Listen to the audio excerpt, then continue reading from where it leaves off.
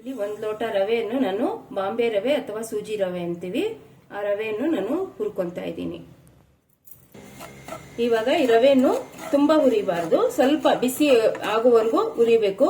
ಆ ರವೆ ಎಲ್ಲ ಹೂವಿನ ಹಾಗೆ ಅರಳುತ್ತೆ, ನಾವು ಹುರಿತಾ ಇರಬೇಕಾಗಿದ್ರೆ ಆ ಮಟ್ಟಕ್ಕೆ ನಾವು ರವೆಯನ್ನು ಹುರ್ಕೊಳ್ಳೋಣ. ಇಲ್ಲಿ 1-2 ಟೇಬಲ್ ಸ್ಪೂನ್ ಅಷ್ಟು ಎಣ್ಣೆನ ಹಾಕೊಂತ ಇದ್ದೀನಿ. ಎಣ್ಣೆ ಕಾಯಕ್ಕೆ ಬಂದಿದೆ. ಇವಾಗ ಒಂದು ಸ್ವಲ್ಪ ಸಾಸಿವೆನ ಹಾಕೊಳ್ಳೋಣ.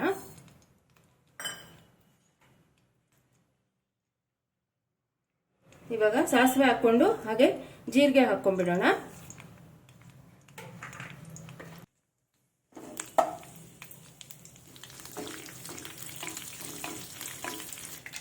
ಇವಾಗ ತುರಿದಿರುವಂತ ಒಂದು ಕ್ಯಾರೆಟ್, ಸಬ್ಬಸಿಗೆ ಸೊಪ್ಪು ಸ್ವಲ್ಪ, ಒಂದು ಹಚ್ಚಿಟ್ಕೊಳ್ಳುವಂತ ಒಂದು ಈರುಳ್ಳಿನ ತಗೊಂಡಿದ್ದೀನಿ, ಒಂದು ಚಿಕ್ಕ 2 ಈರುಳ್ಳಿನ ತಗೊಂಡಿದ್ದೀನಿ, ಕಟ್ ಮಾಡಿ ಇಟ್ಕೊಂಡಿದ್ದೀನಿ. ಈಗ ಸಾಸಿವೆ ಸಿಡಿತಾ ಇದೆ, ಆಯ್ತು. ಇವಾಗ ಈರುಳ್ಳಿ ಮತ್ತೆ ಎಲ್ಲ ಪದಾರ್ಥಗಳನ್ನು ಇವಾಗ ಹುರ್ಕೊಳ್ಳೋಣ.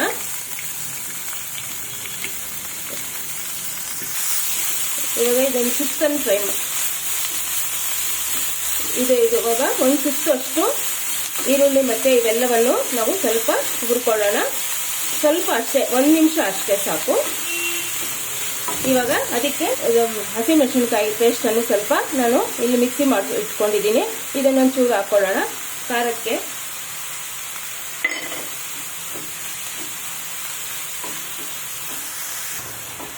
ಇಷ್ಟು ಮಾತ್ರ ಹುರ್ಕೊಂಡ ತಕ್ಷಣ ನಾವು ಸ್ಟವ್ ಆಫ್ ಮಾಡ್ಕೊಂಡ್ಬಿಡೋಣ.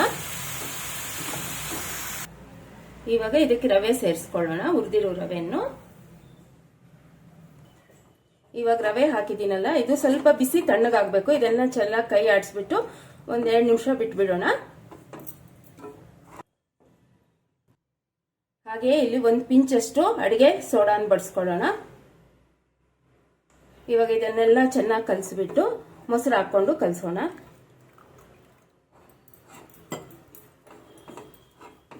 ನೋಡ್ಕೊಂಡು ಕಲಸ್ಕೋಬೇಕು. ಇಡ್ಲಿ ಅದಕ್ಕೆ ತುಂಬಾ ನೀರು ಮಜ್ಜಿಗೆ ಜಾಸ್ತಿನೂ ಹಾಕಬಾರ್ದು. ಇವಾಗ ಇದು ಕನ್ಸಿಸ್ಟೆನ್ಸಿ ಚೆನ್ನಾಗಿ ಸರಿ ಹೋಗಿದೆ. ಇನ್ನೊಂದು ಚೂರು ಬೇಕಾದ್ರೆ ಮಜ್ಜಿಗೆ ಸೇರಿಸ್ಕೊಳ್ಳೋಣ, ಸ್ವಲ್ಪ ಸ್ವಲ್ಪ. ನಾನಿಲ್ಲಿ ಸ್ವಲ್ಪ ಗಟ್ಟಿ ಮೊಸರಿಗೆ ಸ್ವಲ್ಪ ನೀರು ಹಾಕೊಂಡಿದ್ದೀನಿ.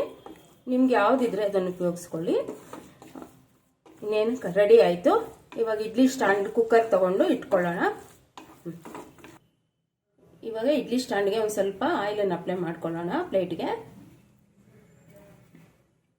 ಇವಾಗ ಎಣ್ಣೆ ಹಚ್ಚಿದ್ದಾಗಿದೆ. ಸ್ವಲ್ಪ ಕ್ಯಾರೆಟ್ ಪೀಸ್ ಅನ್ನು ಮಾಡ್ಕೊಂಡು ಇಟ್ಕೊಂಡಿದ್ದೀನಿ, ಯಾಕೆಂದ್ರೆ ನೋಡಕ್ ಚೆನ್ನಾಗಿ ಕಾಣುತ್ತೆ ಅಂತ ಅಷ್ಟೇ.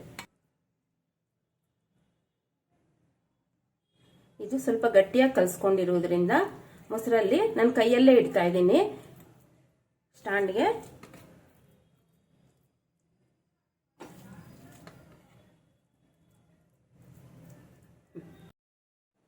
ಇವಾಗ ಸ್ವಲ್ಪ ಉಪ್ಪು ಎಕ್ಸ್ಟ್ರಾ ಸೇರಿಸ್ತಾ ಇದ್ದೀನಿ, ಖಾರದಲ್ಲಿ ಸ್ವಲ್ಪ ಇರುತ್ತೆ, ಎಕ್ಸ್ಟ್ರಾ ಸೇರಿಸ್ತಾ ಇದ್ದೀನಿ. ಇವಾಗ ಒಂದು ಪ್ಯಾನ್ ಅಲ್ಲಿ ನೀರ್ ಇಟ್ಟಿದ್ದೀವಿ, ಕುದೀತಾ ಇದೆ.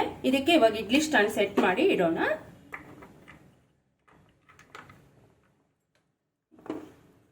ಇವಾಗ ಲೆಡ್ ಕ್ಲೋಸ್ ಮಾಡೋಣ. ಒಂದು 10 ನಿಮಿಷ ಇದಕ್ಕೆ ವೇಪರ್ ಬಿಡೋಣ.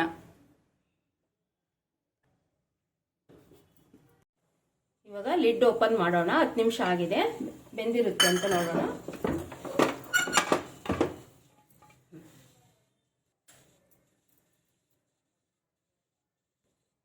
ಇವಾಗ ಬೆಂದಿದೆ ಇಡ್ಲಿ. ಇವಾಗ ತೆಗಿಯೋಣ.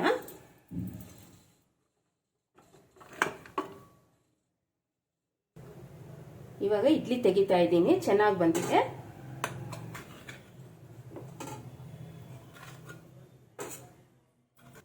ಇವಾಗ ಇಡ್ಲಿ ಸರ್ವ್ ಮಾಡ್ಕೊಳ್ಳೋಣ. ಒಂದು ತಟ್ಟೆಗೆ ತೆಗೆದಿಟ್ಟಿದ್ದೀನಿ. ಇಲ್ಲಿ ಕಡಲೆ ಬೀಜ ಚಟ್ನಿ ಮತ್ತೆ ನಾನು ತುಪ್ಪ ತಗೊಂಡು. ಇವಾಗ ಇಡ್ಲಿ ರೆಡಿ ಆಗಿದೆ. ಒಂದು ತಟ್ಟೆಗೆ ತಗೊಳ್ಳೋಣ. ಇಲ್ಲಿ ನಾನು ಕಡಲೆ ಬೀಜ ಚಟ್ನಿ ಮತ್ತೆ ತುಪ್ಪ ಅಂತ ತಗೊಂಡಿದ್ದೀನಿ. ಇವಾಗ ತುಂಬಾ ಸಾಫ್ಟ್ ಆಗಿದೆ ಈರುಳ್ಳಿ ಹಾಕಿರೋದಕ್ಕೆ. ಬರೀ ರವೆ ಹಾಕೋದಕ್ಕಿಂತ ಈ ರೀತಿ ಈರುಳ್ಳಿ ಹಾಕೋದ್ರಿಂದ ತುಂಬಾ ಸಾಫ್ಟ್ ಆಗಿರುತ್ತೆ.